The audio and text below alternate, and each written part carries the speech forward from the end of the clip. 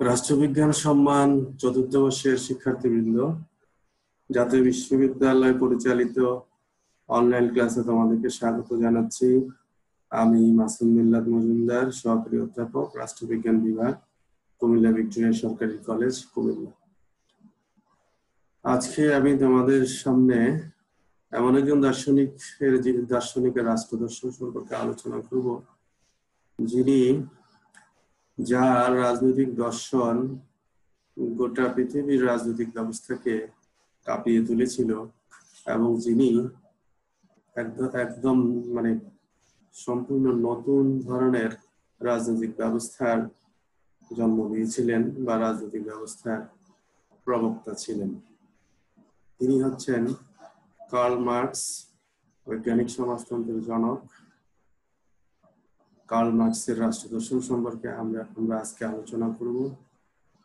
Curl মার্কসের বিভিন্ন তথ্য আছে, যেমন দ্বান্দ্বিক বস্তুবাদ, ঐতিহাসিক বস্তুবাদ, উদ্ধৃতমূল্য তথ্য। এই সমস্ত তথ্যগুলি আমরা আজকে আলোচনা করার চেষ্টা করব। শুরুতেই আমরা কার্ল মার্কসের পরিচয়টা আমরা জেনে নিই। কার্ল মার্কস রাষ্ট্রচিন্তার জগতে আলোড়ন সৃষ্টিকারী একটি নাম।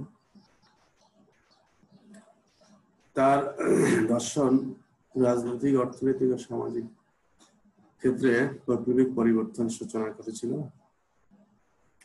কার্ল মার্কস 1818 সালে জার্মানির, বর্তমান জার্মানি, রাইনল্যান্ড প্রদেশে ট্রাভস নামক জায়গায় এক মধ্যবিত্ত পরিবারে জন্মগ্রহণ করেন। তার পিতা ছিলেন আইনজীবী। মেধাবী ছাত্র মার্কস স্থানীয় গ্রামার স্কুলে পড়ালেখা শেষে 1835 সালে বন বিশ্ববিদ্যালয়ে ভর্তি হন। সেখান থেকে 1 বছর পর বার্লিন বিশ্ববিদ্যালয়ে ভর্তি হন। এখানে তিনি হেগেলীয় দর্শনের গভীরে প্রবেশের সুযোগ লাভ করেন। উল্লেখ্য, বার্লিন বিশ্ববিদ্যালয়টি অবস্থিত জার্মানিতে এবং হেগেলস এই বিশ্ববিদ্যালয়ের অধ্যাপক ছিলেন এবং হেগেল একজন বিখ্যাত দার্শনিক, যেটা আমরা আগে আলোচনা করেছিলাম। বিশ্ববিদ্যালয় জীবনের শেষ পর্যায়ে মার্কস রাজনীতির আবর্তে জড়িয়ে পড়েন। কিছুদিন সাংবাদিকতা করেন। রাইন জার্নালে তার অনেক নিবন্ধ প্রকাশিত হয়। এসব নিবন্ধে তিনি সরকারের নিপীড়ন ও দুর্নীতির কঠোর সমালোচনা করেন। সেজন্য জার্মান সরকার তাকে 1844 সালে দেশ থেকে বাধ্য করে। কার্ল মার্কস দীর্ঘদিন দেশের বাইরে ছিলেন এবং বলা যায় যে আজীবনই দেশের বাইরে ছিলেন এবং দেশে ফেরার আর কোনো সুযোগ তিনি পাননি। তারপরে আমরা দেখি যে দেশ থেকে পর তিনি প্রথমে ফ্রান্সে আশ্রয় নিয়েছিলেন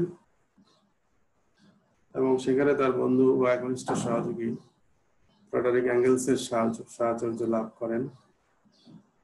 ফ্রান্সে বসবাসকালে উভয় বন্ধু গ্রন্থ রচনার পাশাপাশি রাজনৈতিক কর্মকাণ্ডে গুরুত্বপূর্ণ ভূমিকা পালন করেন। সে কারণে ফ্রান্স সরকার তাদের প্রতি বিরাগভাজন হয় এবং প্যারিস ত্যাগ করতে তারা বাধ্য হন। তারা তখন ব্রাসেলসে গিয়ে আশ্রয় লাভ করেন। ফ্রান্স থেকে ব্রাসেলসে চলে যান, বেলজিয়ামের ব্রাসেলসে। সেখানেও বেশি দিন তারা অবস্থান করতে পারেন নাই। তারপর তিনি ইংল্যান্ডে যান এবং বাকি জীবন ইংল্যান্ডে অতিবাহিত করেন। 1883 সালে এই বিপ্লবী মহান দার্শনিকের মৃত্যু হয়। এই হচ্ছে কার্ল মার্কসের খুবই সংক্ষিপ্ত পরিচয়। কার্ল মার্কস সম্পর্কে আমরা আরো জানবো। কার্ল মার্কসের রচনাবলী। কার্ল মার্কস তার রাজনৈতিক দর্শন তুলে ধরার জন্য অনেকগুলি গ্রন্থ রচনা করেছেন। এর মধ্যে আমরা কয়েকটা গ্রন্থের নাম উল্লেখ করব। তিনি তার ঘনিষ্ঠ বন্ধু অ্যাঙ্গেলসের সহযোগিতা নিয়ে গ্রন্থগুলি রচনা করেছিলেন। অনেক গ্রন্থই দুজনে মিলেই রচনা করেছেন। কার্ল মার্কসের সর্বপ্রসিদ্ধ গ্রন্থ দুটি হচ্ছে দ্য কমিউনিস্ট ম্যানিফেস্টো এবং দাস ক্যাপিটাল। এগুলি হচ্ছে সবচেয়ে উল্লেখযোগ্য বই। এগুলি রাষ্ট্রবিজ্ঞানের স্টুডেন্টদের সেগুলি সম্পর্কে ধারণা আছে। অন্যান্য উল্লেখযোগ্য গ্রন্থ হচ্ছে the holy family, critique of political economy, price and profit, the poverty of philosophy, the German ideology. মোটামুটি এখানে 7-8টা বইয়ের নাম আমরা উল্লেখ করলাম, এগুলি তার উল্লেখযোগ্য বই।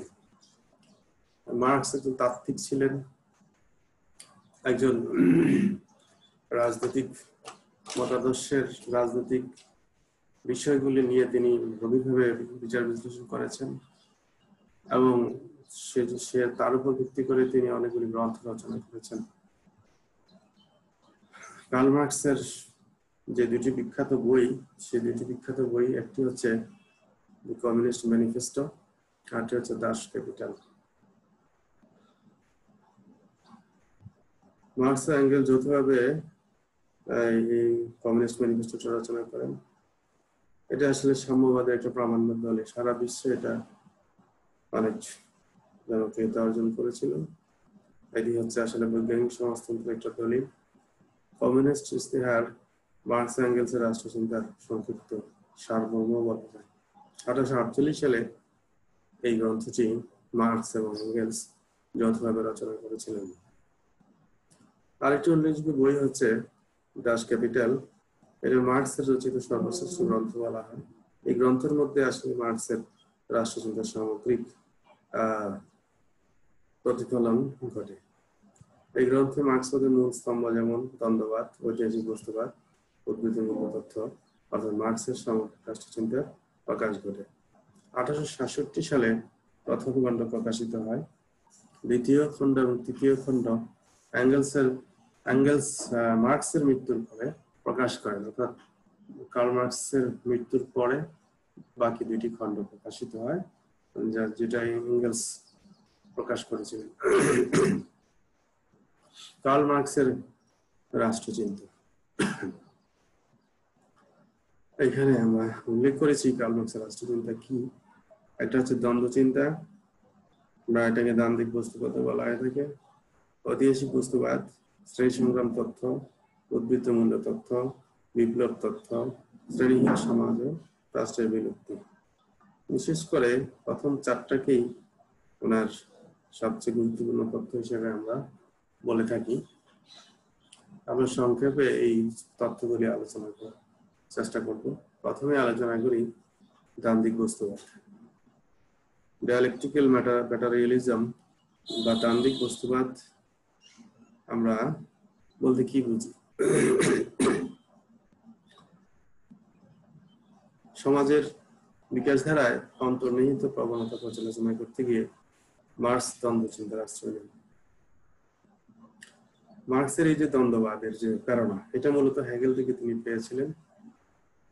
তবে দুজনের এই দ্বান্দ্বিক বা দ্বন্দ্ববাদের যে চূড়ান্ত পরিণতি সেটা ভিন্ন ছিল। অর্থাৎ হেগেল যা বলেছেন তার ঠিক বিপরীতটাই বলেছেন কার্ল মার্কস। মার্কস নিজেই বলতেছেন, আমার দ্বান্দ্বিক পদ্ধতি হেগেলের থেকে শুধু ভিন্ন নয়, বরং তা হচ্ছে একটি বিপরীত পদ্ধতি। হেগেলের দৃষ্টিতে চিন্তা অথবা ধারণা হলো জগৎ স্রষ্টা এবং প্রকৃত জগৎ হচ্ছে এক মন নির্গুণ জগৎ। পক্ষান্তরে আমার কাছে জড়জগতই হচ্ছে একমাত্র জগৎ বা আদর্শ। তার মানে হচ্ছে হেগেল যা বলতে চাচ্ছেন, হেগেল বলতে চাচ্ছেন কি, যে মনই হচ্ছে একমাত্র সত্তা। আর উল্টাটা বলতেছেন কার্ল মার্কস, তিনি বলতেছেন বস্তুই হচ্ছে একমাত্র সত্তা। তাহলে দ্বান্দ্বিক ভাববাদ, হেগেলের যে দর্শন সেটাকে আমরা বলবো দ্বান্দ্বিক ভাববাদ, হেগেলের তত্ত্বটাকে, এবং মার্কসের তত্ত্বটাকে বলবো দ্বান্দ্বিক বস্তুবাদ। তাহলে দ্বান্দ্বিক ভাববাদের মূল কথা হলো মনে হচ্ছে একমাত্র সত্তা এবং বস্তুর অস্তিত্ব মনের উপর নির্ভরশীল। অপরদিকে মার্কসের দ্বান্দ্বিক বস্তুবাদের মূল কথা হলো বস্তু একমাত্র সত্তা এবং মন বা ধারণা বস্তুর উপর নির্ভরশীল। তাহলে মার্কসের দ্বান্দ্বিক বস্তুবাদের মূল কথা হচ্ছে যে এখানে যেটা বলা হচ্ছে সেটা হচ্ছে বস্তুই হচ্ছে একমাত্র সত্তা এবং বস্তুর উপরেই মন নির্ভরশীল বা ধারণা নির্ভরশীল। মার্কসের মধ্যে যেসব বস্তু বা সামগ্রী আমাদের জীবনের চাহিদা পূরণ করে, যেসব প্রতিষ্ঠানে আমরা বেঁচে থাকি, তাই আমাদের মনোগত ধারণা তৈরি করে থাকে। কাজে মার্কসের মতে ইতিহাসের উৎস হচ্ছে বস্তু, মন নয়। ইতিহাসের উৎস হচ্ছে বস্তু। বস্তুর অন্তর্নিহিত শক্তির বিকাশের অপর নাম বিবর্তন, এবং এই বিকাশের একটি পর্যায়ে এটি সক্রিয় বা গতিময় সত্তা লাভ করে। এ থেকে বোঝা যায় বস্তু অপেক্ষা গতির মূল্য কম নয়, অর্থাৎ বস্তুর সাথে গতির একটা সম্পর্ক আছে। মার্কস বলেন পরস্পর বিরোধী শক্তির সংঘাতের ফলে গতিশক্তির জন্ম হয়, এবং ইতিহাসের সকল স্তরে এই গতিশক্তি ক্রিয়াশীল থাকে। এক স্তর থেকে অন্য স্তরে মানব সভ্যতা উত্তরণ করছে। মানব সভ্যতা যে পর্যন্ত না সার্থক সমাজ ব্যবস্থার স্তরে উন্নীত হবে, ততদিন প্রত্যেক স্তরে সংঘাত বা দ্বন্দ্ব অব্যাহত থাকবে। এই দ্বন্দ্বটা অবিরাম চলতে থাকবে, ওই দ্বন্দ্বের কোনো নিশ্চিতি নেই, দ্বন্দ্ব চলতেই থাকবে। সমাজ ব্যবস্থার এমন একটা স্তরে উন্নীত হওয়া পর্যন্ত এই দ্বন্দ্ব চলতে থাকবে। মার্কসের মতে, এটা মার্কস বলতে চাচ্ছেন, বস্তুত এক অমোঘ ধারায় মানব সমাজ শ্রেণীহীন সমাজ ব্যবস্থার দিকে অগ্রসর হচ্ছে। তাহলে এই যে দ্বন্দ্বের একটা চলমান প্রক্রিয়ায় মানব সমাজ কি হচ্ছে, শ্রেণীহীন একটা সমাজ ব্যবস্থার দিকে অগ্রসর হচ্ছে। অগ্রগতির প্রত্যেক পর্যায়ে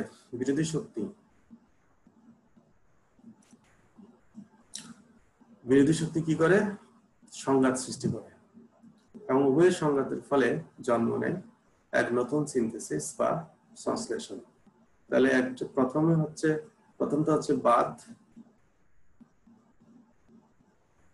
পরেরটা হচ্ছে প্রতিবাদ। বাদ এবং প্রতিবাদের অব্যাহত দ্বন্দ্বের প্রেক্ষিতে নতুন একটা তথ্য জন্ম হয়, বা যেটাকে আমরা সংশ্লেষণ বলতেছি বা সিনথেসিস বলতেছি, সংবাদ বলতেছি।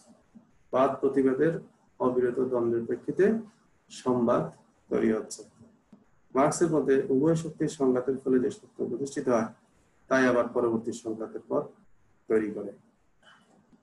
তাহলে সংবাদ যে সৃষ্টি হলো, এই সংবাদ বা এই যে সিনথেসিসটা, এটা সত্য প্রতিষ্ঠিত করলো, কিন্তু এটা থেকে আবার পরবর্তী সংঘাতের পথ তৈরি হয়। এরকম দ্বন্দ্ব প্রক্রিয়ার মধ্য দিয়ে অবশেষে পরম সত্যের অর্থাৎ শ্রেণীহীন সমাজের প্রতিষ্ঠা হবে এবং রাষ্ট্র একসময় বিলীন হয়ে যাবে। তাহলে মার্কসের দৃষ্টিভঙ্গি হলো রাষ্ট্র একসময় বিলীন হয়ে যাবে। কখন বিলীন হবে? যখন দ্বন্দ্ব সংঘাতের একটা পর্যায়ে এসে এমন একটা উন্নততর সমাজ ব্যবস্থায় আসবে যখন আর রাষ্ট্রের প্রয়োজন হবে না। মার্কসের দ্বন্দ্বিক বস্তুবাদের মূল কথা আমরা এখানে খুব সংক্ষেপে আমরা আলোচনা তুলে ধরলাম তোমাদের সুবিধার জন্য। বস্তুর অস্তিত্ব মনের উপর নির্ভরশীল নয়, মনের অস্তিত্ব বস্তুর উপর নির্ভরশীল। বস্তু একমাত্র সত্তা এবং বুদ্ধি হলো তার স্বাভাবিক ধর্ম। শিক্ষার্থীবৃন্দ, তোমরা বুঝতে পারছো আমি খুব আস্তে আস্তে বলছি, কারণ কিছুদিন যাবত আমি একটু সর্দি জ্বরে আক্রান্ত। সেজন্য আমি তোমাদের এই ক্লাসটা আসলে আমাকে দিতেই হচ্ছে, এবং খুব ধীরে সুস্থে কথা বলছি, আস্তে ধীরে কথা বলছি। তোমরা একটু মনোযোগ সহকারে শোনার চেষ্টা করবে। বস্তুই একমাত্র সত্তা, আমি এখনো পুরোপুরি সুস্থ হয়নি, সেজন্য একটু ধীরে সুস্থে বলছি। বস্তুই একমাত্র সত্তা এবং গতি হলো তার স্বাভাবিক ধর্ম। বস্তু জগৎ পরস্পরের সাথে সম্পর্কযুক্ত, প্রতিটি বস্তুর মধ্যে বৈপরীত্য বিদ্যমান। সমাজ ব্যবস্থা উন্নত স্তরে পরম সত্যে পৌঁছানোর পর্যন্ত সংঘাত অব্যাহত থাকবে। পরম সত্য অর্থাৎ শ্রেণীহীন সমাজ প্রতিষ্ঠিত হবে এবং রাষ্ট্র বিলীন হয়ে যাবে। তাহলে এখানে আমরা মোটামুটি দ্বন্দ্বিক বস্তুবাদের মূল কথাগুলি আমরা উপলব্ধি করতে পারলাম। এরপরে আমরা আসবো ঐতিহাসিক বস্তুবাদের বিষয়ে।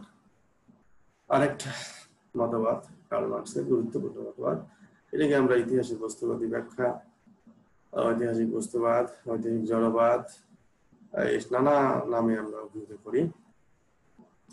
তাহলে মার্কসবাদের দ্বিতীয় প্রধান তত্ত্বের নাম হচ্ছে ঐতিহাসিক বস্তুবাদ। মার্কস ঐতিহাসিক বস্তুবাদ কথাটি ব্যবহার করেননি। মার্কস ঐতিহাসিক বস্তুবাদ কথাটি ব্যবহার করেননি। মার্কস তার রচনায় ইতিহাসের বস্তু ব্যাখ্যা পত্রটি ব্যবহার করেছেন। মার্কস দ্বন্দ্বমূলক বস্তুবাদী দৃষ্টিভঙ্গিতে ইতিহাসের ধারা ব্যাখ্যা করেছেন। তাহলে ঐতিহাসিক বস্তুবাদ মূলত মার্কসপন্থীরা এটা বলেছেন, মার্কসের অনুসারীরা। এবং মার্কসের ঐতিহাসিক বস্তুবাদ তত্ত্বটি আধুনিক কালে সর্বাধিক গবেষণা চর্চার বিষয়। তাহলে আমরা জেনে নিই মার্কসের ঐতিহাসিক বস্তুবাদ আসলে কি। সামগ্রিকভাবে সমাজের এই পরিবর্তন ও অগ্রগতির মূলে যে নিয়ন্ত্রণ শক্তি বিধান পরিলক্ষিত হয়, যে নিয়ন্ত্রণ শাসন বিধান পরিলক্ষিত হয়, সে বিষয়ে সাধারণ তথ্য হল ঐতিহাসিক বস্তুবাদ। ঐতিহাসিক বস্তুবাদ সম্পর্কে সমাজবিজ্ঞানী ওয়েবার বলেন, historical materialism is the application of the principles of dialectical materialism to the development of society. স্টালিনের মতে সমাজ জীবনের অনুশীলনে দ্বন্দ্বমূলক বস্তুবাদের মূলনীতিগুলোর প্রয়োগই হলো ঐতিহাসিক বস্তুবাদ। তাহলে কি বোঝা যাচ্ছে? ঐতিহাসিক বস্তুবাদ হচ্ছে সামগ্রিকভাবে সমাজের যে পরিবর্তন অগ্রগতির মূলে যে নিয়ন্ত্রণ শাসিত বিধান পরিলক্ষিত হয়, সে বিষয়ে সাধারণ তথ্য হল ঐতিহাসিক বস্তুবাদ। এখানে শব্দটা আমরা দেখে নেই। এখানে আসলে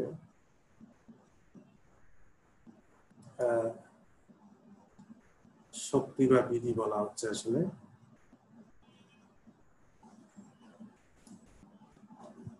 সামগ্রিকভাবে সমাজের এই পরিবর্তন ও অগ্রগতির মূলে যে নিয়ন্ত্রণ শক্তি বা বিধিবিধান পরিলক্ষিত হয়। আমি আবার বলি, সামগ্রিকভাবে সমাজের এই পরিবর্তন ও অগ্রগতির মূলে যে নিয়ন্ত্রণ শক্তি বা বিধিবিধান পরিলক্ষিত হয়, সে বিষয়ে সাধারণ তথ্য হলো ঐতিহাসিক বস্তুবাদ। তাহলে আমরা ঐতিহাসিক বস্তুবাদ সম্পর্কে আরো বিস্তারিত আলোচনা আছে আমাদের। এখানে সংজ্ঞা থেকে আমরা বুঝতে পারতেছি যে ঐতিহাসিক বস্তুবাদ সামগ্রিকভাবে সমাজের যে পরিবর্তন, সেই পরিবর্তনকে ঐতিহাসিক বস্তুবাদ বলে, এবং সেটা মূলে রয়েছে শক্তি বা বিধিবিধান এবং গতি কাজ করে বস্তুর পরিবর্তনের ক্ষেত্রে। এটা ঐতিহাসিক বস্তুবাদের ক্ষেত্রে বলা যায়। এবং ঐতিহাসিক বস্তুবাদের মূল কথা যেটা হচ্ছে সেটা হচ্ছে অর্থনৈতিক প্রয়োজনটাই ঐতিহাসিক জনবাদের মূল ভিত্তি। কার্ল মার্কসের মত অনুযায়ী মার্কস ইতিহাসে যে বস্তুবাদী ব্যাখ্যা দিয়েছেন এবং তিনি যে ঘোষণা করেছেন যে ইতিহাস তথা মানব জীবনের যাবতীয় ঘটনার কথা অর্থনৈতিক বিচার বিবেচনা পরিচালিত। এই যে কথাটা এখানে আসছে যে মানব জীবনের যাবতীয় ঘটনা একমাত্র অর্থনৈতিক বিচার বিবেচনা দ্বারা পরিচালিত, অর্থনীতিটাই মূল শক্তি হিসেবে কাজ করে। মার্কসের মতে ইতিহাসের ঘটনাগুলিকে ধর্মীয়, নৈতিক, আধ্যাত্মিক বা অন্য যে কোনো কারণের অভিব্যক্তি বলে বর্ণনা করা হোক না কেন, সেগুলি আদতে অর্থনৈতিক বিচার বিবেচনা থেকে উৎসাহিত। তাহলে তিনি কি বলতে চাচ্ছেন যে ঐতিহাসিক ঘটনাবলীকে আমরা যে দৃষ্টিকোণ থেকে বিচার করি না কেন, বা ইতিহাসের ঘটনাবলীর পেছনে অর্থনৈতিক বিচার বিবেচনায় সবচেয়ে বেশি কাজ করে। মার্কস ইতিহাসের বিভিন্ন ঘটনার অর্থনৈতিক বস্তুবাদী ব্যাখ্যা প্রদান করে তার বস্তুবাদী ব্যাখ্যার তত্ত্বকে সুদৃঢ় ভিত্তির প্রতিষ্ঠিত করেছে। মার্কস বলেন, সামাজিক উৎপাদনের ফলে সৃষ্ট বিভিন্ন সম্পর্কের যোগফল অর্থনৈতিক কাঠামো গঠিত হয়। যোগফলের মাধ্যমে অর্থনৈতিক কাঠামো গঠিত হয়। এটি হচ্ছে সমাজের যথার্থ ভিত্তি। এই ভিত্তি রাজনৈতিক অধিকাঠামো সহ প্রতিষ্ঠিত। এই ভিত্তির উপর রাজনৈতিক অধিকাঠামো সহ প্রতিষ্ঠিত এবং সামাজিক চেতনার বিভিন্ন প্রকাশ এই ভিত্তির সঙ্গে সম্পর্কিত। তাহলে অর্থনৈতিক কাঠামো হচ্ছে মূল কাঠামো। অর্থনৈতিক কাঠামোর উপরে অন্যান্য অধিকাঠামোগুলো গড়ে ওঠে। অন্যান্য অধিকাঠামোগুলো বলতে কি বোঝাচ্ছে? যে রাজনৈতিক অধিকাঠামো বা অন্যান্য সমাজের যে সমস্ত বিষয় আছে সেগুলি এই অর্থনৈতিক কাঠামোর উপর ভিত্তি করে গড়ে ওঠে। বস্তুত অর্থনৈতিক উৎপাদন সম্পর্কের ভিত্তিতে মানুষের রাজনৈতিক, সামাজিক, নৈতিক ও ধর্মীয় সম্পর্ক নিয়ন্ত্রিত হয়ে আসছে। এই লাইনটা একটু ইম্পর্টেন্ট। বস্তুত অর্থনৈতিক উৎপাদন সম্পর্কের ভিত্তিতে মানুষের রাজনৈতিক, সামাজিক, নৈতিক ও ধর্মীয় সম্পর্ক নিয়ন্ত্রিত হয়ে আসছে।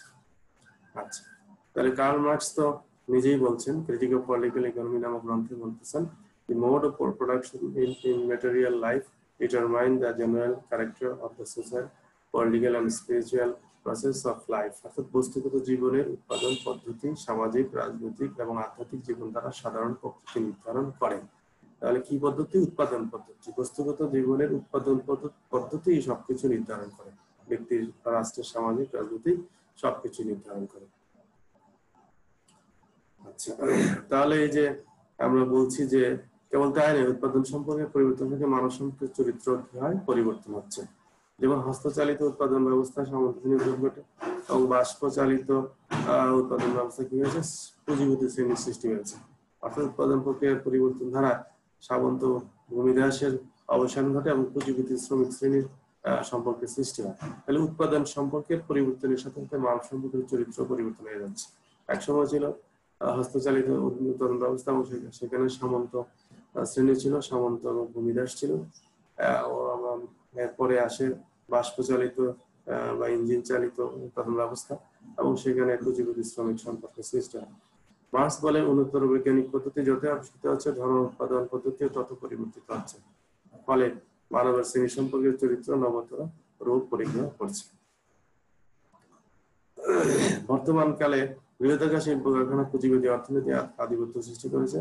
পুঁজিবাদী উৎপাদন ব্যবস্থা মানব সমাজ পুঁজিপতি অপরাধারিয়ত এই দুই শ্রেণীতে বিভক্ত হয়ে পড়ে।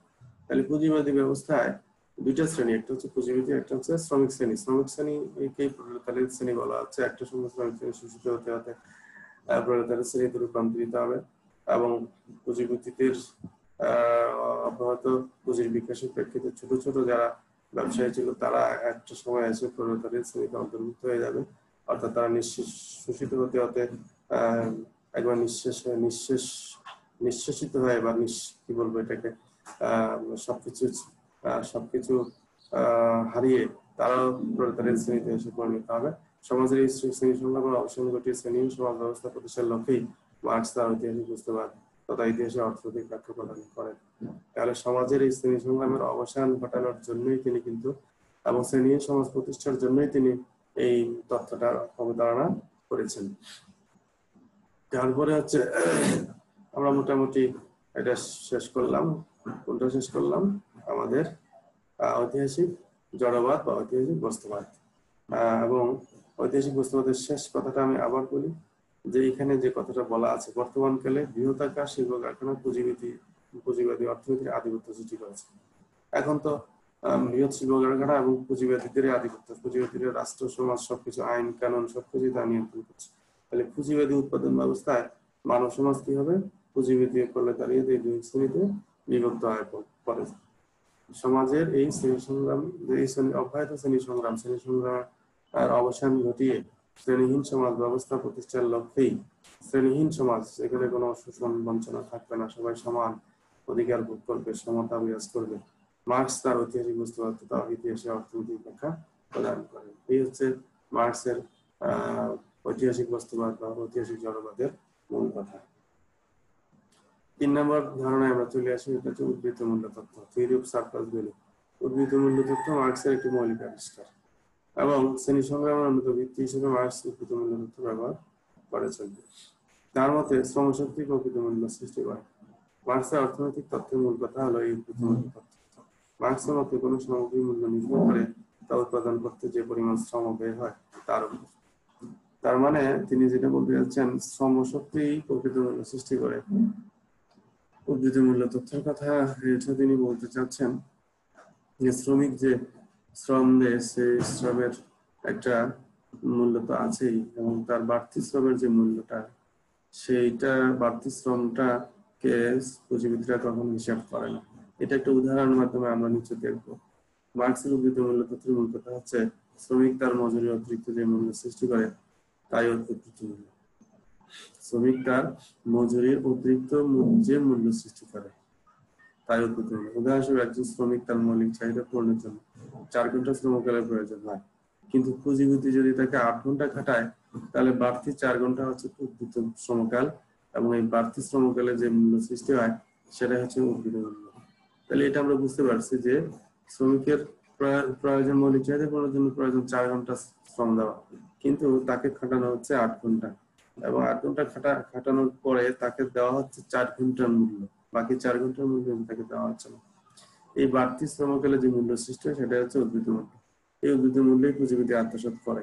মার্ক্সীয় অর্থনীতি অনুযায়ী শ্রমিকের ঠকিয়ে শ্রমিকের শ্রমের এই মূল্য অর্থাৎ উদ্বৃত্ত মূল্য মালিক কর্তৃক আত্মসাৎ বা শোষণই হলো পুঁজিবাদী শোষণ। তাহলে উদ্বৃত্ত মূল্য তথ্যটা আমরা একটা উদাহরণের সাহায্যে বুঝতে পারলাম, কিছুটা হলে বুঝতে পারলাম। প্রিয় শিক্ষার্থীবৃন্দ, তোমরা নিশ্চয়ই বুঝতে পারতেছো, আমি খুব আস্তে আস্তে বলছি, তোমরা একটু মনোযোগ দিয়ে খেয়াল করো। উদ্বৃত্ত মূল্য তত্ত্বের ব্যাখ্যা, এটা আমরা ব্যাখ্যাতে আসি। যে এই ব্যাখ্যাতে আমরা যেটা দেখবো সেটা হচ্ছে যে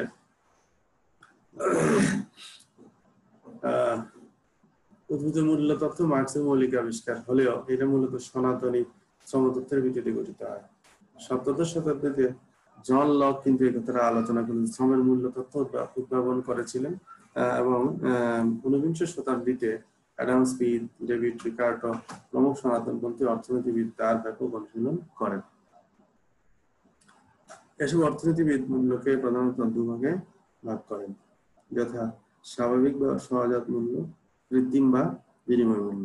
তাহলে এখানে আমরা দেখতে পাচ্ছি যে এই যে ডেভিড রিকার্ডো, অ্যাডাম স্মিথ, এরা ছিলেন সনাতনপন্থী অর্থনীতিবিদ। এসব অর্থনীতিবিদ মূল্যকে দুভাগে ভাগ করেছিলেন, স্বাভাবিক বা সহজাত মূল্য, আর একটা হচ্ছে কৃত্রিম বা বিনিময় মূল্য।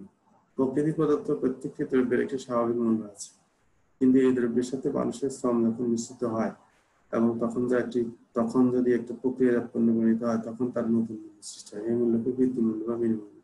অর্থাৎ প্রকৃতির প্রদত্ত একটি দ্রব্যের একটা স্বাভাবিক মূল্য আছে, ওই দ্রব্যের উপরে যদি মানুষের শ্রম মিশ্রিত হয় তাহলে আরেকটা মূল্য সৃষ্টি হয়, সেটাকে বলা হচ্ছে কৃত্রিম বা বিনিময় মূল্য। এখন মার্ক্স কি বলছেন? মার্ক্স বলতে শ্রমের বিনিময় মূল্যের চেয়ে শ্রমের ব্যবহারিক মূল্য, শ্রমের বিনিময় মূল্যের চেয়ে শ্রমের ব্যবহারিক মূল্য রয়েছে। এখানে শ্রমিকরা শুধু বিনিময় মূল্য হিসেবে অল্প মজুরি পায়, যা দিয়ে তারা অতি কষ্টে জীবনযাপন করে। ক্রমান্বয়ে তাদের ক্রয় ক্ষমতা হ্রাস পায়, কিন্তু পুঁজিবিদরা কি করে? বেশি লাভের আশায় বেশি উৎপাদন করতে শ্রমিকের ব্যবহারিক মূল্য শোষণ করে। ফলে শ্রমজীবী মেহনতি মানুষের দুঃখ দুর্দশা দিন দিন বাড়তে থাকে। এভাবে অব্যাহত শোষণের এক পর্যায়ে শ্রমিক শ্রেণী বিপ্লবের মাধ্যমে শ্রেণীহীন সমাজ গঠনে আগ্রহী হয়। মার্ক্স বিশ্বাস করেন একমাত্র সমাজতন্ত্র প্রতিষ্ঠার পরেই উদ্বৃত্ত মূল্যের মাধ্যমে শ্রমিক শোষণের অবসান ঘটবে।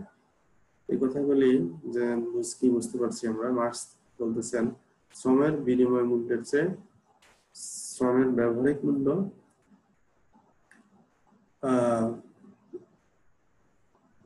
শ্রমের বিনিময় মূল্যের চেয়ে শ্রমের ব্যবহারিক মূল্য,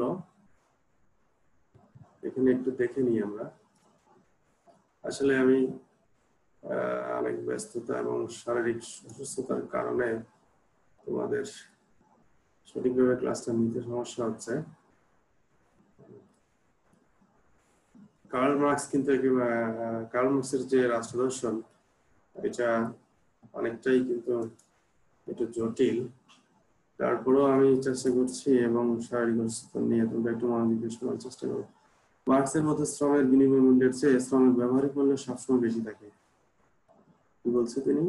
শ্রমের বিনিময় মূল্যের চেয়ে শ্রমের ব্যবহারিক মূল্য বেশি, সবসময় বেশি থাকে। শ্রমিকরা শুধু বিনিময় মূল্য হিসেবে অল্প মজুরি পায়, বিনিময় মূল্য হিসেবে অল্প মূল্য পায়, কিন্তু ওই যে ব্যবহারিক মূল্যটা তারা পায় না। এটা ওই পুঁজিপতিটা তারা শোষণ করে। ওই যে আমরা একটু উদাহরণ দিয়ে বুঝেছিলাম যে তার 4 ঘন্টা শ্রম হলেই তার মৌলিক চাহিদা পূরণ হয়, বাকি 4 ঘন্টা শ্রম তার থেকে শোষণ করে নেওয়া হয়, অতিরিক্ত আদায় করে নেওয়া হয়, সেটার কোনো বিনিময় মূল্য বা ব্যবহারিক মূল্য তাকে দেওয়া হয় না। এবং আরেকটা বিষয় হচ্ছে যে এই যে শ্রমিকের শ্রমের কারণে যে পণ্য উৎপাদন হয়, সেই পণ্যের যে মুনাফা বিক্রি করে যে মুনাফা পায়, সেই মুনাফাতেও কিন্তু শ্রমিকের একটা অংশ রয়েছে বলে মার্ক্স বিশ্বাস করেন। মার্ক্স আরো বিশ্বাস করেন একমাত্র সমাজতন্ত্র প্রতিষ্ঠার পরে উদ্বৃত্ত মূল্যের মাধ্যমে শ্রমিক শোষণের অবসান ঘটবে। তাহলে কি দরকার? সমাজতন্ত্র প্রতিষ্ঠা করতে হবে। সমাজ প্রতিষ্ঠা করলে শ্রেণী সংগ্রাম বা শ্রেণী সংগ্রামের অবসান হবে, উদ্বৃত্ত মূল্য পাবে শ্রমিক। আমরা আরেকটি তথ্যে চলে আসলাম, সেটা হচ্ছে শ্রেণী সংগ্রাম তত্ত্ব, থিওরি অফ ক্লাস স্ট্রাগল। শ্রেণী সংগ্রাম তো মার্কস অত্যন্ত সুন্দর করে একটা ব্যাখ্যা দিয়েছেন। তিনি বলতেছেন যে মার্কস মানব অভিজ্ঞতার ইতিহাসকে 3টি স্তরে ভাগ করেছে। একটা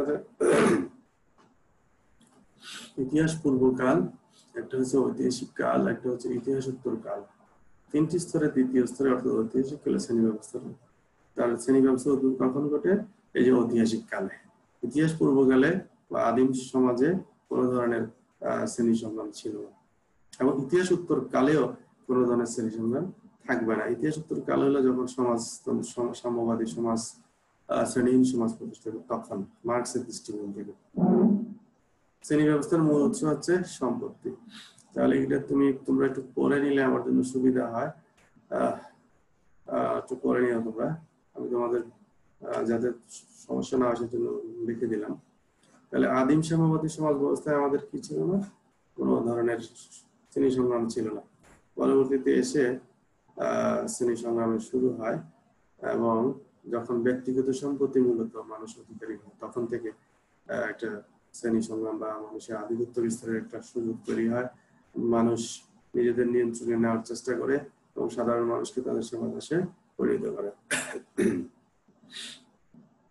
শ্রেণীর ধারণাটা তোমরা একটু পড়ে নিও। শ্রেণী বলতে আসলে নির্দিষ্ট জনগোষ্ঠীকে, নির্দিষ্ট স্বার্থ সংশ্লিষ্ট জনগোষ্ঠীকে বলা যায়, যারা নির্দিষ্ট সামাজিক অর্থনৈতিক ক্ষেত্রে নিজেদের অবস্থানের পর থেকে এক শ্রম শোষণ করতে পারে। মার্কস এঙ্গেলস শ্রেণীর কথা ব্যবহার করেছেন। মার্কস দুটি মূল শ্রেণীর কথা বলেছেন, বুর্জোয়া প্রলেতারিয়েত। প্রধান দুটি শ্রেণী ছাড়া সমাজে অন্যান্য শ্রেণী রয়েছে, যেমন পাতি বুর্জোয়া, কৃষক, খ্যাত মজুর বুর্জোয়া। এটা মার্কস বলেছেন যে সমাজে অনেক ধরনের শ্রেণী রয়েছে। এইটা একটু গুরুত্বপূর্ণ, তোমরা একটু খেয়াল করো। শ্রেণী সম্পর্কিত আলোচনায় মার্কস ক্লাস ইন ইটসেলফ এবং ক্লাস ফর ইটসেলফ এই দুইটি শ্রেণীর মধ্যে পার্থক্য করেছেন। তাহলে ক্লাস ইন ইটসেলফ বলতে কি বোঝায়? ক্লাস ইন ইটসেলফ বলতে বোঝায় যখন কোনো শ্রেণী নিজেদের অবস্থা সম্পর্কে জ্ঞান রয়েছে, কিন্তু তাদের উপর অত্যাচার, নির্যাতন ও শোষণ সম্পর্কে অবহিত থাকা সত্ত্বেও সচেতনভাবে সংগঠিত হয় না, তখন সে শ্রেণীকে ক্লাস ইটসেলফ বলে। অর্থাৎ তারা তাদের নিজেদের শ্রেণী অবস্থা সম্পর্কে তাদের জ্ঞান রয়েছে, তাদের ধারণা রয়েছে, কিন্তু তারা অত্যাচার, নিপীড়ন, নির্যাতনের বিরুদ্ধে সংগঠিত হয় না, সবকিছু সহ্য করে নেয়, সেটাকে বলে ক্লাস ইন ইটসেলফ। আর ক্লাস ফর ইটসেলফ কাকে বলে? যখন কোনো শ্রেণী নিজেদের অবস্থান সচেতন হয়ে পরিকল্পিতভাবে সুসংগঠিত হয়, তখন সেই শ্রেণীকে বলে ক্লাস ফর ইটসেলফ। তাহলে শ্রেণী দুই প্রকার, একটা হচ্ছে ক্লাস ইন ইটসেলফ আর একটা হচ্ছে ক্লাস ফর ইটসেলফ। শ্রেণী সংগ্রাম, মার্কস তো বলেন যে ইতিহাস, মানুষের ইতিহাস তো শ্রেণী সংগ্রামের ইতিহাস। সকল সমাজে কি ছিল? দুটি শ্রেণী ছিল, শাসক এবং শাসিত। সব সমাজে শাসক শাসিত ছিল। কোথাও কোথাও মানে দুইটা শ্রেণী, একটা শাসক একটা শাসিত। তারপরে হচ্ছে শ্রেণী সংগ্রাম তত্ত্বের প্রকৃতি। কি ধরনের প্রকৃতি আমরা দেখি শ্রেণী সংগ্রামের? এটা তিনি ওই যে আমরা বলছিলাম যে ইতিহাস কালে শ্রেণী সংগ্রামের উৎপত্তি। এখন আমরা এই সমাজগুলিকে ভাগ করে আলোচনা করি সংক্ষিপ্ত আকারে। প্রথমটা হচ্ছে আদিম সাম্যবাদী সমাজ। আদিম সাম্যবাদী সমাজে কোনো শ্রেণী বৈষম্য ছিল না, কারণ মানুষ উৎপাদন ও উৎপাদিত বস্তু সকলে মিলে সমতার ভিত্তিতে ভোগ করত। সেখানে ব্যক্তিগত সম্পত্তি বলতে কিছু ছিল না। তাহলে আদিম সাম্যবাদী সমাজে কোনো ধরনের কোনো শ্রেণী সংগ্রাম বা শ্রেণী বৈষম্য ছিল না। সেখানে সবাই একসাথে চলাফেরা করতো, একসাথে উৎপাদন করতো, একসাথে মিলেমিশে চলতো। কারো কোনো ব্যক্তিগত সম্পদ বলতে মানে কারো কোনো ব্যক্তিগত সম্পদ ছিল না, সেই ধারণা, সেই দৃষ্টিভঙ্গি তাদের তৈরি হয়নি। দাস সমাজে এসে এটা সমাজ বিকাশের দ্বিতীয় স্তর। এখানে এসে ব্যক্তিগত সম্পত্তির উদ্ভব ঘটে এবং তখনই শ্রেণীহীন সাম্যবাদী সমাজ ভেঙে শ্রেণীভিত্তিক দাস সমাজের উৎপত্তি ঘটে। দাস সমাজে কি হয়? দাস সমাজে উৎপাদন শ্রেণী ছিল প্রভুদের বৃত্ত বা দাস। দাস সমাজে উৎপাদন একটা শ্রেণী উৎপাদন করতো, উৎপাদন শ্রেণীটা ছিল আসলে বৃত্ত বা দাস। উৎপাদনের উপকরণ বা উৎপাদনের সামগ্রী সব কিন্তু প্রভুরাই ভোগ করতো, প্রভুরাই সেটা অর্জন করতো। শ্রেণী শোষণকে টিকিয়ে রাখার জন্য গড়ে ওঠে স্তর ভিত্তিক সমাজ ব্যবস্থা। এটা প্রভুরা তৈরি করে। উপযোগী সামাজিক ধর্মীয় রীতিনীতি, তার রাষ্ট্রীয় আইন কানুন যা আছে সব প্রভুদের স্বার্থে ব্যবহৃত হয়। এক পর্যায়ে দাস বিদ্রোহী উঠে এবং দাস সমাজ ভেঙে পড়ে। এই হচ্ছে দাস সমাজের অবস্থা। তারপর সামন্ত সমাজ। মার্কসের ঐতিহাসিক বস্তুবাদের তৃতীয় পর্যায়ে সামন্ত সমাজের উদ্ভব। মূলত রোমান সাম্রাজ্যের পতনের পর নৈরাজ্যগুলো বিশৃঙ্খল অবস্থা সামন্তবাদের উদ্ভব। রোমান সাম্রাজ্যের পতনের পর আমরা সামন্ত সমাজের কথা বলতে পারি। সেই 470-75 খ্রিস্টাব্দের পরে রোমান সাম্রাজ্যের পতন ঘটে এবং রোমান সাম্রাজ্যের পতনের পর থেকে সামন্ত অর্থাৎ রোমান সাম্রাজ্যের পতনের পর আসলে বিশাল সাম্রাজ্যকে আসলে শাসন করার মতো তেমন কোনো প্রতিনিধি ছিল না। তখন যে যেখানে যেভাবে পেরেছে শাসন করেছে বা রাজ্য গঠন করেছে এবং তখন সামন্ত যুগের শুরু, সামন্ত সমাজের শুরু। এবং সামন্ত সমাজে সামন্ত প্রভুরাই সকল ক্ষমতার অধিকারী ছিলেন। সামন্ত সমাজে দুটি শ্রেণী গড়ে ওঠে, একটা হচ্ছে ভূস্বামী, আরেকটা হচ্ছে কৃষক শ্রেণী বা ভূমিদাস। দাস সমাজে ছিল প্রভু আর দাস। আর সামন্ত সমাজও খুব একটা পরিবর্তন বলা যায় না, ভূস্বামী এবং ভূমিদাস। ভূসম্পত্তির মালিক তো সামন্ত প্রভুরাই ছিল। কৃষকরা শুধুমাত্র সেই জমিতে উৎপাদন করতে পারত এবং উৎপাদন করে একটা অংশ তারা, সামান্য একটা অংশ তারা পেত, বাকি অধিকাংশ অংশই সামন্ত প্রভুদের দিয়ে দিতে হতো। সামন্ত সমাজে উৎপাদক ছিল কৃষক শ্রেণী, কিন্তু উৎপাদনের সিংহভাগ ভোগ করতো জমির মালিকানার অধিকারী ভূস্বামী জমিদার শ্রেণী। সামন্ত সমাজে মধ্যস্বত্বভোগী একটি শ্রেণী ছিল। এই শ্রেণীর সামন্ত প্রভুদের সহযোগিতা এক পর্যায়ে বণিক শ্রেণীর রূপে আত্মপ্রকাশ করে। এক পর্যায়ে কৃষক শ্রেণী সংগঠিত হয়ে শোষণের বিরুদ্ধে বিদ্রোহ করে এবং সামন্ত সমাজ ভেঙে পড়ে। সামন্ত সমাজে কিন্তু অব্যাহত শ্রেণী শোষণ ছিল এবং কৃষকরা, ভূমিদাসরা নিষ্পীড়িত নিপীড়িত হতে হতে একটা সময় তারা সংগঠিত হয় এবং তখন সামন্ত সমাজটা ভেঙে পড়ে। তারপরে আসে পুঁজিবাদী সমাজ। সামন্ততন্ত্রের ধ্বংসাবশের পর ধনতন্ত্রের উৎপত্তি। ধনতন্ত্রের দুটা শ্রেণী, একটা হচ্ছে পুঁজিপতি বা শ্রমিক শ্রেণী। পুঁজিপতিরা কি উৎপাদনের উপকরণসমূহের সমস্ত মালিক তারা। এই সমাজে হস্তচালিত ব্যবস্থার পরিবর্তে আধুনিক মেশিন বা যন্ত্রপাতি ব্যবহার প্রচলন ঘটে। ফলে পুঁজিপতিরা শ্রমশক্তির ব্যবহার কমিয়ে অধিক পরিমাণ জরুরি পুঁজি ব্যবহার করা শুরু করে, মানে বেশি পরিমাণ মেশিন যন্ত্রপাতি ব্যবহার করা শুরু করে। শ্রমের মূল্য বা শ্রমিকের মূল্যটা আরো কমিয়ে দেওয়া হয়। শ্রমিকের উপর যে নির্ভরশীলতা সেটা কমে যায় যন্ত্রপাতির ব্যবহার বা বাড়ানোর কারণে। সেই কারণে শ্রমিকরা বাধ্য হয় তাদের শ্রমের মূল্যটা আরো কমাতে বাধ্য হয় এবং শোষণের মাত্রাটা আরো বেড়ে যায়। পুঁজিপতি শ্রেণী নিজেদের সাথে রাষ্ট্রকে হাতের ব্যবহার কাছে পেল, কারণ পুঁজিপতি শ্রেণী রাষ্ট্র চালাচ্ছে, রাষ্ট্রের আইন কানুন সবকিছু তাদের পক্ষে। এবং পুঁজিপতি শ্রেণী রাষ্ট্র সবকিছু মিলেই কিন্তু শ্রমিক শ্রেণীকে শোষণ করা অব্যাহত রাখলো। পুঁজিপতি সমাজের মালিক শ্রেণী অব্যাহত শোষণের বিরুদ্ধে শ্রমিকরা ঐক্যবদ্ধ হলো এবং অধিকার আদায়ের জন্য শিল্পপতিদের বিরুদ্ধে সংগ্রামে অবতীর্ণ হলো। এই হচ্ছে পুঁজিপতি সমাজ। এবং মার্ক্সের মধ্যে পুঁজিপতি সমাজের এমন একটা সময় আসবে যে এই শিল্পপতিরা, পুঁজিপতিরা এই শ্রমিকদের কাছে পরাজিত হবে এবং একটা সমাজতান্ত্রিক সমাজ, নতুন একটা সমাজ প্রতিষ্ঠিত হবে। তাহলে পুঁজিপতি সমাজের যে অবস্থা আমরা দেখলাম, পুঁজিপতি সমাজে দুইটা শ্রেণী, পুঁজিপতি এবং শ্রমিক শ্রেণী। পুঁজিপতিরা অব্যাহত শোষণ চালু রেখেছে এবং অতীতের তুলনায় আরো বেশি শোষণ তারা অব্যাহত রেখেছে এবং একটা পর্যায়ে এসে এই শোষণের বিরুদ্ধে শ্রমিক শ্রেণী ঐক্য করতে হবে এবং তাদের শিল্পপতিদের পরাজিত করে একটা শোষণহীন সমাজ প্রতিষ্ঠা করবে, যেটাকে সমাজতান্ত্রিক সমাজ ব্যবস্থা বলছে কার্ল মার্কস। মার্ক্সের মধ্যে সমাজ বিকাশের সর্বশেষ স্তর হচ্ছে সমাজতান্ত্রিক সমাজ ব্যবস্থা।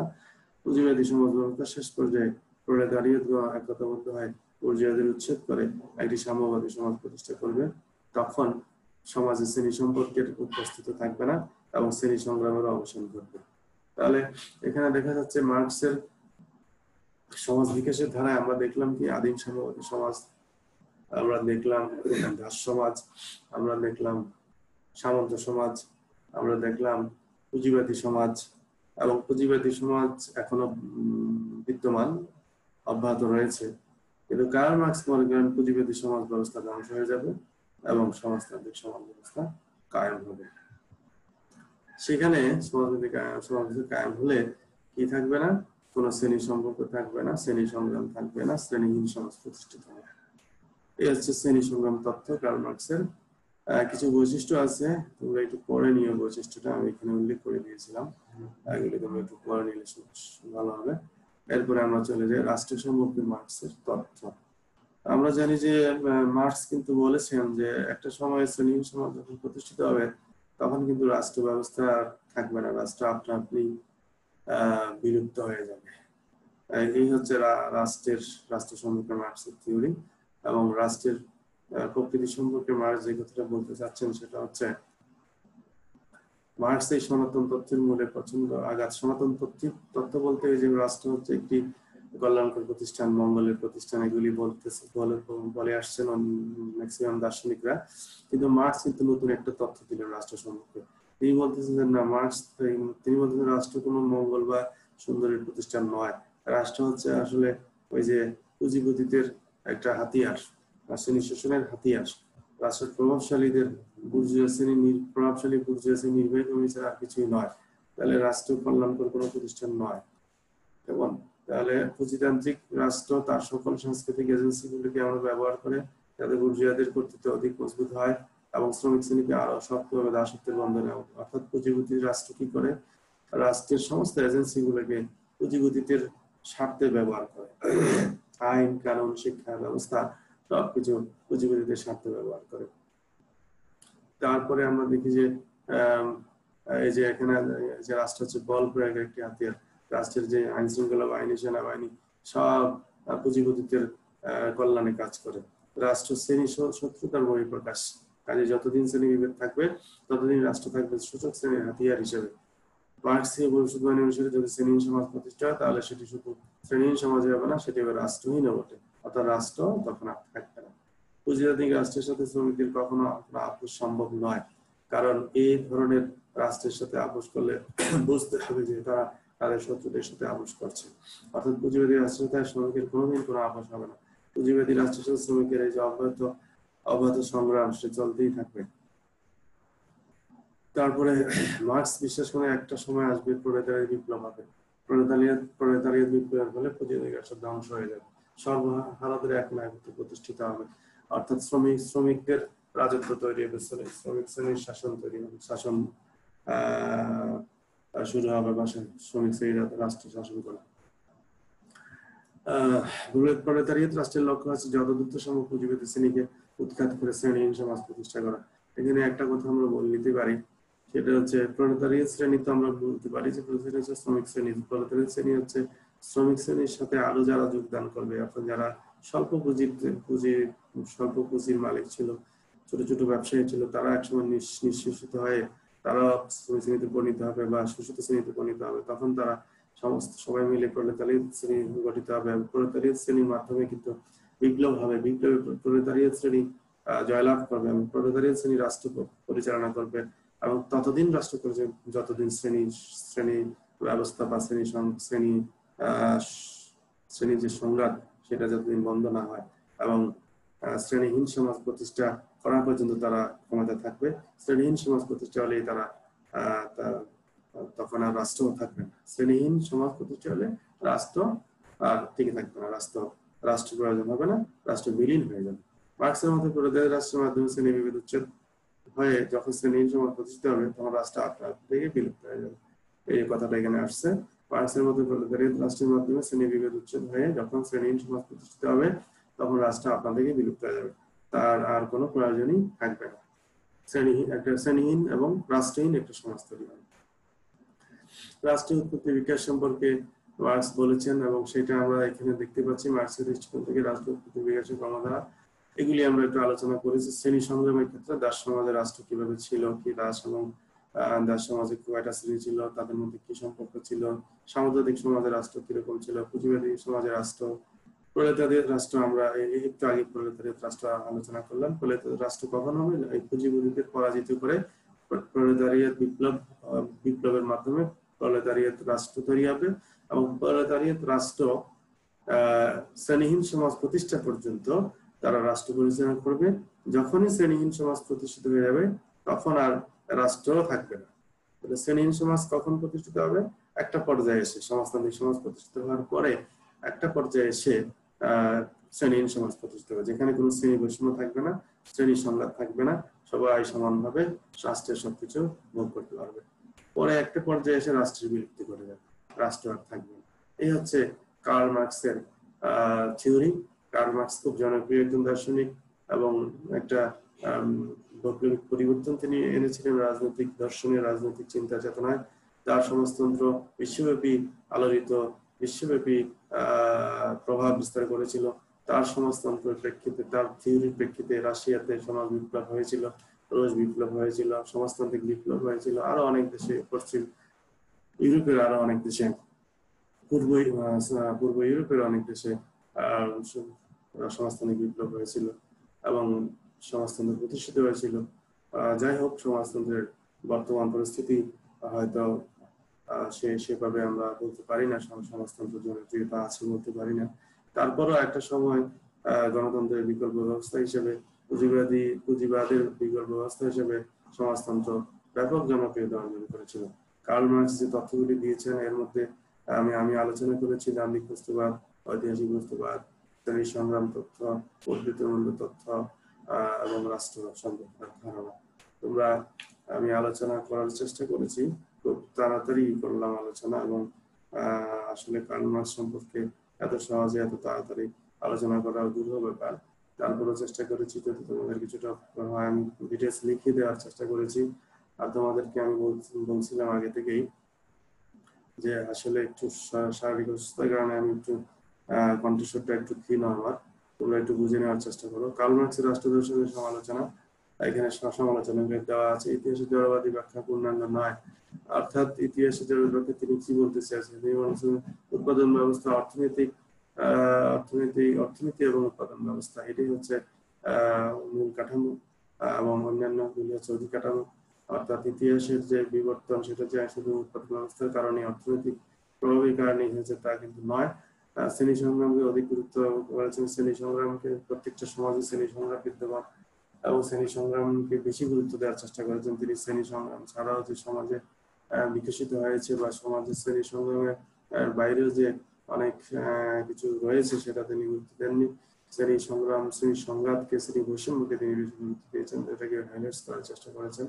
উদ্বৃত্ত মূল্য তত্ত্ব অনেক ক্ষেত্রে অযৌক্তিক বলা যায়, কারণ শ্রমিকের শ্রম থেকেই যে মূল্য সৃষ্টি হয় সেটা একেবারেই সঠিক নয়। কারণ হচ্ছে পুঁজিপতি শ্রেণীর অনেক উৎপাদন উপকরণ তারা ব্যবহার করে। শ্রমিকের শ্রম তো একটা উপকরণ, এছাড়া তারা আরো অনেক উপকরণ, ল্যান্ড ব্যবহার করে, তাদের সম্পদ তারা ব্যবহার করে, তাদের বুদ্ধি তারা ব্যবহার করে। সেক্ষেত্রে শুধুমাত্র শ্রমিকের শ্রম দিয়েই যে মূল্য তৈরি হয় তা কিন্তু নয়। শ্রমিক আধিপত্য, শ্রমিক রাজ প্রতিষ্ঠিত হলে, শ্রমিক রাষ্ট্র তৈরি হলে যে এটা কল্যাণকর হবে তার কোনো গ্যারান্টি নেই। শ্রমিক রাষ্ট্র তৈরি হলে এটা আরো অকল্যাণকর হতে পারে, বিশৃঙ্খল হতে পারে। শ্রেণীহীন সমাজ প্রতিষ্ঠা করা সম্ভব নয়, আমরা এক কথায় বুঝতে পারি, আজ পর্যন্ত সম্ভব হয়নি। রাষ্ট্র বিলীন হয়ে যাওয়ার সম্ভাবনা একেবারে অবস্থা। ধর্মের অবমূল্যায়ন, ধর্মকে তিনি আফিমের সাথে তুলনা করেছেন এবং ধর্মের ব্যাপারে তিনি নেগেটিভ চিন্তা করেছেন, সেজন্য ধর্মের অবমূল্যায়ন বলতে পারি। এই হচ্ছে কার্ল মার্কসের রাষ্ট্র দর্শন। প্রিয় শিক্ষার্থীবৃন্দ, আমার কথা এতক্ষণ ধরে ধৈর্য ধরে শোনার জন্য তোমাদেরকে ধন্যবাদ জানাচ্ছি। হয়তো তোমাদের ক্লাসটা আমি সঠিকভাবে নিতে পারি নাই বলে দুঃখিত, আন্তরিকভাবে দুঃখিত। শেষ মুহূর্তে এসে তোমাদেরকে ধন্যবাদ জানাই। তোমরা সবাই নিরাপদে থাকো, সুস্থ থাকো, সুন্দর থাকো, স্বাস্থ্যবিধি মেনে চলো, এবং সবাই ভালো থাকো সেই কামনা প্রত্যাশা করে আজকের মতো আমার ক্লাস আমি এখানে শেষ করছি। আল্লাহ হাফেজ।